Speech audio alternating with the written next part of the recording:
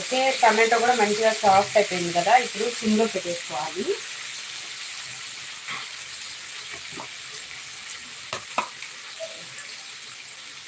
సిమ్లో పెట్టుకొని red chilli powder వేసుకుంటున్నాను.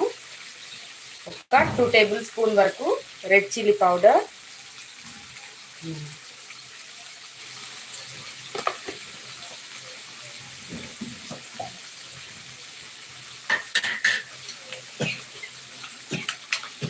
నెక్స్ట్ వచ్చేసి జింజర్ గార్లిక్ పేస్ట్ ఒక 2 టేబుల్ స్పూన్.